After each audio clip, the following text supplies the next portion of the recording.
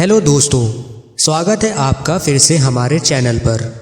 नीतू की शादी को अभी 6 महीने हुए थे। जिससे उसकी शादी हुई थी वह अपने काम से महीने में 2-3 दिन बाहर ही रहता था।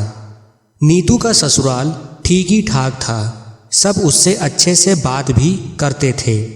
नीतू को फैशन का बहुत शौक था, वह अपने आप को हमेशा सजा के रखती थी। उसे देखकर उसका देवर टिंकू मन ही मन नीतू को लेके बहुत कुछ सोचा करता था, लेकिन कभी बोल नहीं पाता था। एक दिन टिंकू बाहर किसी काम से गया हुआ था तो रास्ते में उसके पैर में चोट लग जाती है। चोट लगने पर वह ठीक से चल नहीं पा रहा था। अगले दिन नीतू के ससुराल वाले बाहर 2 दिन के लिए गए थे। टिंकू को भी उनके साथ जाना था, लेकिन ना चलने की वजह से वह घर में रुका रहा। नीतू का पति भी अपने काम से बाहर ही था, इसलिए घर में नीतू और उसका देवर था। नीतू ने छत पर कपड़े सुखाए हुए थे। जब वह उन्हें लेने गई तो उसने टिंकू की पैंट में दाग लगे हुए देखे। वह समझ गई थी कि ये किसके दाग हैं। उसे देखकर उसके मन में कुछ होने लगा था। नीतू को अपने देवर को ये वाला काम करते हुए देखना था, इसलिए वह उसे छुप कर देख रही थी। लेकिन उसका देवर सिर्फ लेटा था, कुछ कर नहीं रहा था। अब नीतू को तलब लग चुकी थी और साथ ही उसका पति भी बाहर गया हुआ था और घर में उसके सास ससुर भी नहीं थे। शाम के समय वह अपने देवर के बाथरूम में गई तो उसे वहां पर भी वही दिखा। वह समझ गई कि उसका देवर छुप छुप कर क्या करता है। रात को खाना खाने के लिए वह देवर को बुलाने जाती है तो उसका देवर कमरे में नहीं था।